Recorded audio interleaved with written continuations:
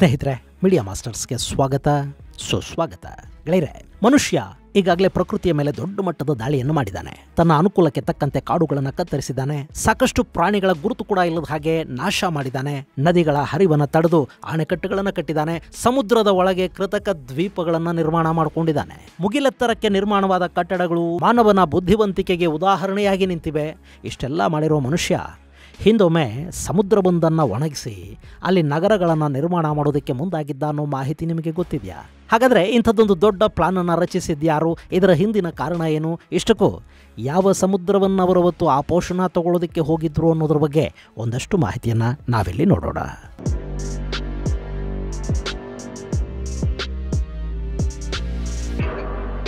ಸ್ನೇಹಿತರೆ, ಅದು 1920ರ ಸಮಯ.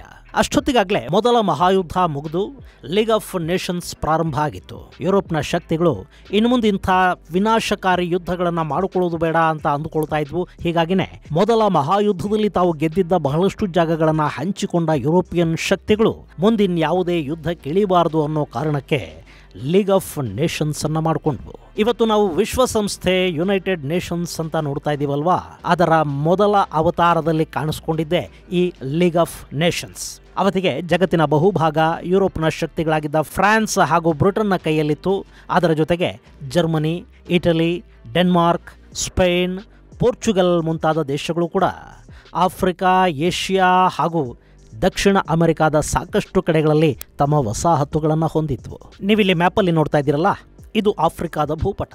ಅವತ್ತಿಗೆ ಈ ಆಫ್ರಿಕಾನ ಯುರೋಪ್ ಶಕ್ತಿಗಳು ಎಷ್ಟರ ಮಟ್ಟಿಗೆ ಹಂಚಿಕೊಂಡಿದ್ವು ಅನ್ನೋದು ನಮಗಿಲ್ಲಿ ಗೊತ್ತಾಗುತ್ತೆ. ಇಲ್ಲಿ ನೀಲಿ ಬಣ್ಣದಲ್ಲಿದೆಯಲ್ಲ, ಇದು ಫ್ರಾನ್ಸ್ನ ಹಿಡಿತಕ್ಕೆ ಒಳಪಟ್ಟಿದ್ದ ಭೂಪ್ರದೇಶ. ಅದರಲ್ಲಿ ಅಲ್ಜೀರಿಯಾ, ಮೊರಾಕೊ, ಟ್ಯುನೇಷಿಯಾ, ಮಾಲಿ, ಬುರ್ಕಿನೋ ಫಾಸೋದಂಥ ದೇಶಗಳು ಸೇರ್ಕೊಂಡಿವೆ.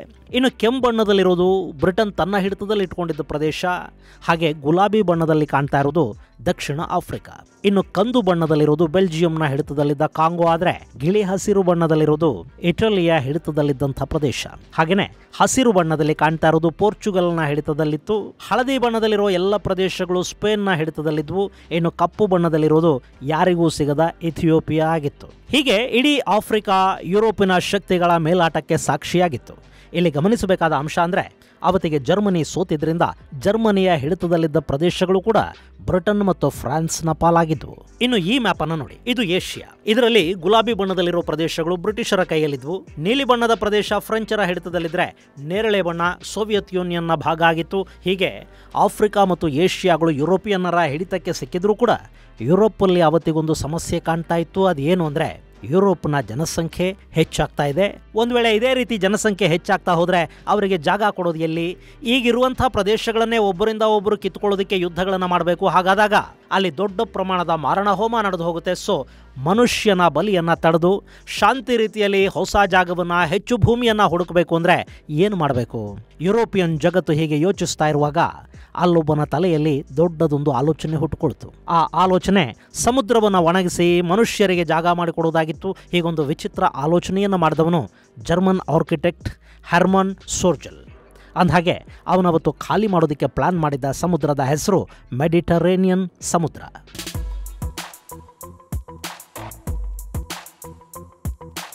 ನೀವಿಲ್ಲಿ ನೋಡ್ತಾ ಇದ್ದೀರಲ್ಲ, ಇದು ಮೆಡಿಟರೇನಿಯನ್ ಸಮುದ್ರ. ಯುರೋಪ್ ಮತ್ತು ಆಫ್ರಿಕಾನ ಬೇರೆ ಮಾಡುವ ಈ ಸಮುದ್ರ ಅಟ್ಲಾಂಟಿಕ್ ಸಾಗರದ ಒಂದು ಭಾಗ. ಗೆಳೆಯರೆ, ಇಲ್ಲಿ ಮೆಡಿಟರೇನಿಯನ್ ಹಾಗೂ ಕೆಂಪು ಸಮುದ್ರದ ನಡುವಿನ ಕೊಂಡಿಯಾಗಿ ಈಜಿಪ್ಟಲ್ಲಿ ಸೂಯೆಜ್ ಕೆನಾಲ್ ಅನ್ನು ತೋಡಿದ ನಂತರ ಈ ಸಮುದ್ರದ ಮಹತ್ವ ಹೆಚ್ಚಾಗಿದೆ. ಇವತ್ತು ಜಾಗತಿಕವಾಗಿ ನಡೆಯುವ ತೈಲ ವ್ಯಾಪಾರದ 20% ಈ ಸಮುದ್ರದ ಮುಖೇನ ನಡೆಯುತ್ತೆ. ಹಾಗೆಯೇ ಪ್ರತಿದಿನ ಇಲ್ಲಿ 250ರಿಂದ 300 ಆಯಿಲ್ ಟ್ಯಾಂಕರ್ಗಳು ಪಾಸ್ ಆಗುತ್ತವೆ. ಇಂಥ ಮೆಡಿಟರೇನಿಯನ್ ಸಮುದ್ರ ಒಟ್ಟು 25 ಲಕ್ಷ ಚದುರ ಕಿಲೋಮೀಟರ್ನಷ್ಟು ವಿಸ್ತೀರ್ಣವನ್ನು ಹೊಂದಿದೆ. ಅಂದರೆ ನಮ್ಮ ಭಾರತದ ಒಟ್ಟು ವಿಸ್ತೀರ್ಣಕ್ಕೆ ಹೋಲಿಸಿದರೆ ಇದೊಂದು 7 ಲಕ್ಷ ಚದುರ ಕಿಲೋಮೀಟರ್ನಷ್ಟು ಕಡಿಮೆ ವಿಸ್ತೀರ್ಣವನ್ನು ಹೊಂದಿರುವ ಸಮುದ್ರ ಆಗಿದೆ. ಇನ್ನು ಯುರೋಪಲ್ಲಿನ ಚಿಕ್ಕ ಚಿಕ್ಕ ದೇಶಗಳಿಗೆ ಭಾರತದಷ್ಟು ದೊಡ್ಡ ಭೂಪ್ರದೇಶ ಸಿಗೋದಾದರೆ ಸಿಕ್ಬಿಡ್ಲಿ ಅನ್ನೋ ಭಾವನೆ ಅವತ್ತಿಗಿತ್ತು. ಹೀಗಾಗಿ ಹೆರ್ಮನ್ ಇನ್ನು ಮುಂದೆ ಯುರೋಪಲ್ಲಿ ಭೂಮಿಗಾಗಿ ಜಗಳ ಆಡೋದು ಬೇಡ, ಅದಕ್ಕಾಗಿ ನನ್ನ ಬಳಿ ಒಂದು ಪ್ಲಾನ್ ಇದೆ. ಅದರಂತೆ ಮೆಡಿಟರೇನಿಯನ್ ಸಮುದ್ರವನ್ನು ಖಾಲಿ ಮಾಡಿಬಿಟ್ರೆ ನಮಗೆ ಒಟ್ಟು 7 ಜರ್ಮನಿಗಳಿಗಾಗುವಷ್ಟು ಜಾಗ ಸಿಗುತ್ತೆ. ಅಲ್ಲಿ ನಮ್ಮ ಜನರನ್ನು ನೆಲೆ ನಿಲ್ಲಿಸಬಹುದು, ಹೊಸ ಜನವಸತಿಗಳನ್ನು ನಿರ್ಮಾಣ ಮಾಡಬಹುದು, ಹೊಸ ನಗರಗಳನ್ನು ಸೃಷ್ಟಿಸಬಹುದು, ಕೃಷಿ ಕೈಗಾರಿಕೆಗಳಿಗೆ ದೊಡ್ಡ ಪ್ರಮಾಣದ ಭೂಮಿ ಸಿಗುತ್ತೆ ಅಂತ ಹೇಳೋದಕ್ಕೆ ಶುರು ಮಾಡಿದ. ಆದರೆ ಈ ಪ್ಲಾನ್ ಸಕ್ಸಸ್ ಆಗುತ್ತೆ ಅನ್ನೋ ನಂಬಿಕೆ ಅವನಿಗೂ ಕೂಡ ಇರಲಿಲ್ಲ. ಯಾಕೆಂದರೆ ಅಲ್ಲಿ ಅಷ್ಟೊತ್ತಿಗಾಗಲೇ ಫ್ರಾನ್ಸ್ ಮತ್ತು ಬ್ರಿಟನ್ಗಳು ಸೇರಿ ಸೂಯೆಜ್ ಕಾಲುವೆಯನ್ನು ನಿರ್ಮಾಣ ಮಾಡಿ ಆಗಿತ್ತು. ಸೊ ಇಲ್ಲಿ ಸಂಪೂರ್ಣವಾಗಿ ಮೆಡಿಟರೇನಿಯನ್ನನ್ನು ಖಾಲಿ ಮಾಡೋದಕ್ಕೆ ಆ ಎರಡೂ ದೇಶಗಳು ಒಪ್ಪೋದಿಲ್ಲ ಅನ್ನೋದು ಹೆರ್ಮನ್ಗೆ ಚೆನ್ನಾಗಿ ಗೊತ್ತಿತ್ತು. ಯಾಕೆಂದರೆ ಪೂರ್ವದ ದೇಶಗಳ ಜೊತೆ ಪಾಶ್ಚಿಮಾತ್ಯ ಜಗತ್ತು ಸಮುದ್ರ ವ್ಯಾಪಾರವನ್ನು ಮುಂದುವರಿಸಬೇಕು ಅಂದರೆ ಅದಕ್ಕಿದ್ದ ಹತ್ತಿರದ ಹಾದಿ ಈ ಮೆಡಿಟರೇನಿಯನ್ ಸಮುದ್ರದ ಮೂಲಕ ಸೂಯೆಜ್ ಕೆನಾಲನ್ನು ದಾಟಿ ಕೆಂಪು ಸಮುದ್ರಕ್ಕೆ ಬಂದು ಅಲ್ಲಿಂದ ಹಿಂದೂ ಮಹಾಸಾಗರವನ್ನು ತಲುಪೋದಾಗಿತ್ತು. ಈ ಮೆಡಿಟರೇನಿಯನ್ ಮುಚ್ಚಿಬಿಟ್ರೆ ಮತ್ತೆ ಪಶ್ಚಿಮದ ದೇಶಗಳು ಆಫ್ರಿಕಾನ ಸುತ್ತ ಹಾಕೊಂಡು ಇಲ್ಲಿಗೆ ಬರಬೇಕಾಗ್ತಾ ಇತ್ತು. ಅದು ಸರಕುಗಳ ಸಾಗಾಟದ ವೆಚ್ಚವನ್ನು ಹೆಚ್ಚು ಮಾಡ್ತಾ ಇತ್ತು, ಹೆಚ್ಚು ಸಮಯವನ್ನು ಬೇಡ್ತಾ ಇತ್ತು.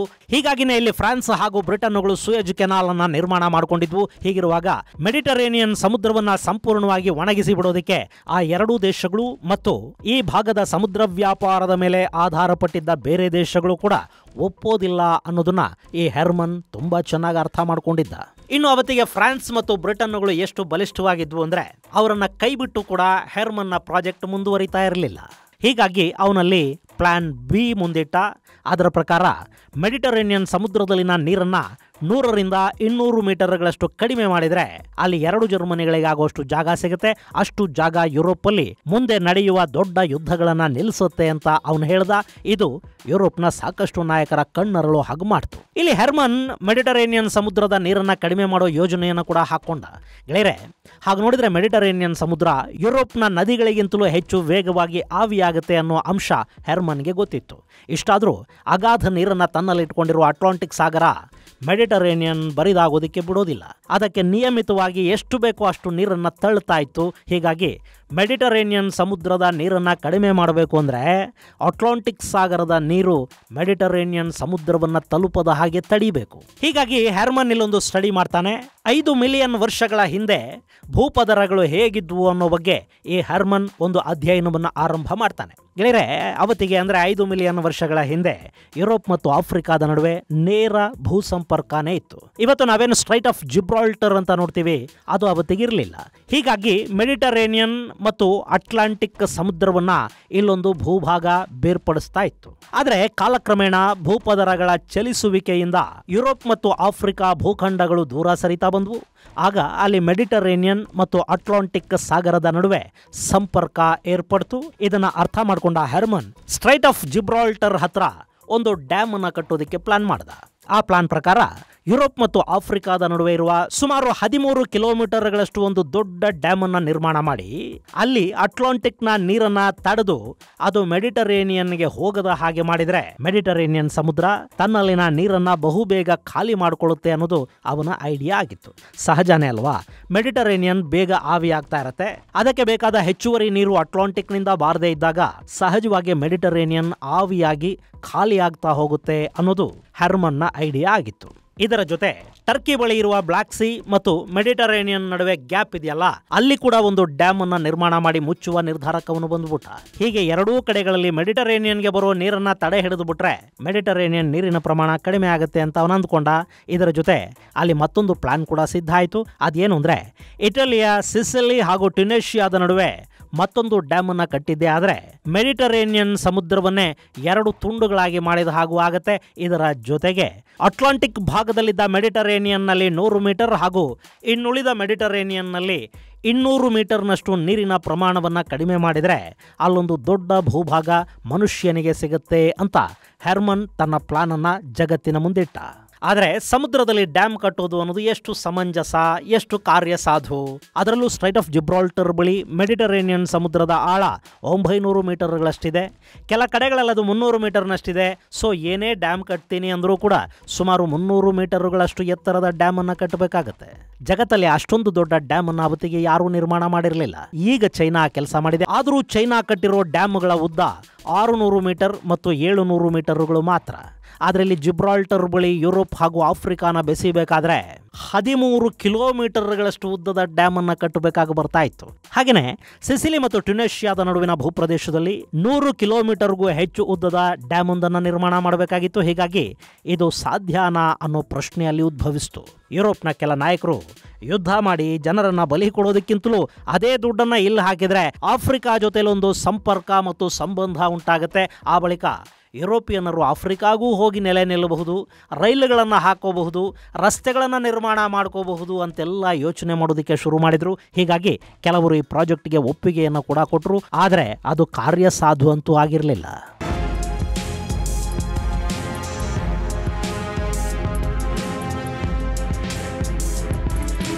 ಗೆಳೆಯರೆ, ಇಲ್ಲಿ ಹೆರ್ಮನ್ನ ಪ್ಲಾನ್ ಹೆಂಗಿತ್ತು ಅಂದರೆ, ಮೆಡಿಟರೇನಿಯನ್ ಸಮುದ್ರ ಖಾಲಿಯಾಗಿ ಅಲ್ಲೊಂದು ಭೂಪ್ರದೇಶ ಕಾಣುತ್ತಲ್ಲ, ಅಲ್ಲಿಗೆ ಯುರೋಪ್ನ ಜನರನ್ನು ತಂದು ಬಿಡೋದಾಗಿತ್ತು. ಅಲ್ಲೂ ಜಾಗ ಸಾಕಾಗಲಿಲ್ಲ ಅಂದರೆ ಅವರನ್ನು ಆಫ್ರಿಕಾಗೆ ಕಳುಹಿಸ್ಕೊಡೋದು. ಅಷ್ಟೊತ್ತಿಗಾಗಲೇ ಆಫ್ರಿಕಾ ಅನ್ನೋದು ಯುರೋಪ್ನ ವಸಾಹತು ಆಗಿತ್ತು. ಹೀಗಾಗಿ ಅಲ್ಲಿ ಸಮಸ್ಯೆ ಏನಾಗ್ತಾ ಇರಲಿಲ್ಲ. ಸೊ ಹೆರ್ಮನ್ ಇಂಥದ್ದೊಂದು ಪ್ಲಾನನ್ನು ಯುರೋಪಿಯನ್ ಶಕ್ತಿಗಳ ಮುಂದಿಟ್ಟಿದ್ದ. ಇದರ ಜೊತೆ ಜಿಬ್ರಾಲ್ಟರ್ ಮೂಲಕ ರೈಲು ಹಳಿಗಳನ್ನು ಆಫ್ರಿಕಾಗೆ ತರೋದು, ಹಾಗೆಯೇ ಆಫ್ರಿಕಾದಲ್ಲಿ ಹೆಚ್ಚು ಯುರೋಪಿಯನ್ನರು ಬಂದು ಸೇರಿದರೆ ಅವರಿಗೆ ನೀರು ಮತ್ತು ಆಹಾರಕ್ಕೆ ತೊಂದರೆ ಆಗದ ಹಾಗೆ ಸಹರಾ ಮರುಭೂಮಿಯನ್ನು ನೀರಾವರಿ ಮಾಡಿಬಿಡೋದು. ಅಲ್ಲಿ ಬೆಳೆ ಬೆಳೆಯೋದಕ್ಕೆ ಕೂಡ ಅವನು ಪ್ಲಾನ್ ಮಾಡಿದ್ದ. ಅದರಂತೆ ಆಫ್ರಿಕಾದ ಮಧ್ಯಭಾಗದಲ್ಲಿ ಹರಿಯುವ ಕಾಂಗೋ ನದಿಗೆ ಅಡ್ಡವಾಗಿ ದೊಡ್ಡದೊಂದು ಅಣೆಕಟ್ಟೆಯನ್ನು ಕಟ್ಟಿ ಗ್ರೇಟ್ ಚಾಡ್ ಅನ್ನೋ ಸರೋವರವನ್ನು ನಿರ್ಮಾಣ ಮಾಡಿ, ಅಂದರೆ ಚಾಡ್ ದೇಶ ಇದೆಯಲ್ಲ, ಇಷ್ಟೊಂದು ದೊಡ್ಡ ಭೂಪ್ರದೇಶವನ್ನು ಸರೋವರವನ್ನಾಗಿ ಮಾಡಿ ಆ ನೀರನ್ನು ಮರುಭೂಮಿಗೆ ಸಪ್ಲೈ ಮಾಡೋ ಪ್ಲಾನನ್ನು ಕೂಡ ಈ ಹೆರ್ಮನ್ ಸಿದ್ಧ ಮಾಡಿದ್ದ. ಇನ್ನು ಸಮುದ್ರಕ್ಕೆ ಡ್ಯಾಮ್ ಕಟ್ತಾರಲ್ಲ, ಅದನ್ನು ಹೈಡ್ರೋ ಎಲೆಕ್ಟ್ರಿಸಿಟಿ ಉತ್ಪಾದನೆಗೆ ಬಳಸ್ಕೊಳ್ಳೋದಕ್ಕೆ ಕೂಡ ಅಲ್ಲಿ ಪ್ಲಾನ್ ಆಗಿತ್ತು. ಹಾಗೆಯೇ ಇಡೀ ಯುರೋಪ್ಗೆ ಒಂದೇ ಪವರ್ ಗ್ರಿಡ್ ಮಾಡಿ ಯಾರಾದರೂ ಯುದ್ಧದ ಅಗ್ರೆಷನನ್ನು ತೋರಿದರೆ ಆ ದೇಶಕ್ಕೆ ಹೋಗ್ತಾ ಇದ್ದ ವಿದ್ಯುತ್ತನ್ನು ಇನ್ನಿತರ ದೇಶಗಳು ನಿಲ್ಲಿಸಿ ಬಿಡುವ ಮೂಲಕ ಇಡೀ ಯುರೋಪ್ ಯಾವತ್ತಿಗೂ ಯುದ್ಧಗ್ರಸ್ತವಾಗದಂತೆ ಅವರು ತಮ್ಮಲ್ಲೇ ಬಡಿದಾಡಿಕೊಳ್ಳದ ಹಾಗೆ ಒಂದು ಪ್ಲಾನನ್ನು ಕೂಡ ಅಲ್ಲಿ ಸಿದ್ಧಪಡಿಸಲಾಯಿತು. ಆದರೆ ಈ ಪ್ಲಾನ್ ಆಗಿ ಉಳಿತು. ಯಾಕೆಂದರೆ ಹರ್ಮನ್ ಕೊಟ್ಟಿದ್ದ ಪ್ಲಾನ್ಗೆ ಯುರೋಪ್ನ ಕೆಲ ಚಿಕ್ಕ ಚಿಕ್ಕ ದೇಶಗಳು ಅನುಮತಿಯನ್ನು ಕೊಡೋದಕ್ಕೆ ಸಿದ್ಧ ಆದರೂ ಬ್ರಿಟನ್ ಮತ್ತು ಫ್ರಾನ್ಸ್ ಇದನ್ನು ಒಪ್ಪಲಿಲ್ಲ. ಇಷ್ಟೊಂದು ಪ್ರಮಾಣದ ಹಣವನ್ನು ತಗೊಂಡು ಹೋಗಿ ಅಲ್ಲಿ ಸುರಿಯೋದು ಯಾವ ರೀತಿಯಲ್ಲೂ ಪ್ರಾಕ್ಟಿಕಲ್ ಅಲ್ಲ ಅನ್ನೋದು ಬ್ರಿಟನ್ ಮತ್ತು ಫ್ರಾನ್ಸ್ನ ನಿಲುವಾಗಿತ್ತು.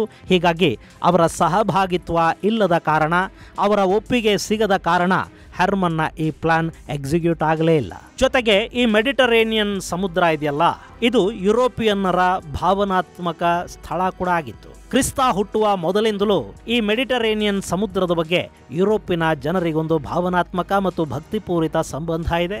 ಅದು ಈ ಸಮುದ್ರ ಇರೋದೇ ನಮ್ಮನ್ನ ಕಾಪಾಡೋದಿಕ್ಕೆ ಅನ್ನೋ ನಂಬಿಕೆಯೊಂದು ಅವರಲ್ಲಿ ಬಲವಾಗಿ ಬೇರೂರಿತ್ತು. ಹೀಗಾಗಿ ದೈವಿ ಸ್ಥಾನವನ್ನು ಕೊಟ್ಟಿದ್ದ, ಭಾವನಾತ್ಮಕವಾಗಿ ಭಕ್ತಿಪೂರಿತವಾಗಿ ಕೂಡ ಒಂದಷ್ಟು ಸಂಬಂಧಗಳನ್ನು ಇಟ್ಟುಕೊಂಡಿದ್ದ ಸಮುದ್ರವನ್ನು ಒಣಗಿಸಿ ಬಿಡೋದಕ್ಕೆ, ಬತ್ತಿಸೋದಕ್ಕೆ ಅಲ್ಲಿನ ಜನ ಮತ್ತು ಕೆಲ ನಾಯಕರ ಸೆಂಟಿಮೆಂಟುಗಳು ಕೂಡ ಅಡ್ಡಿ ಬಂದವು.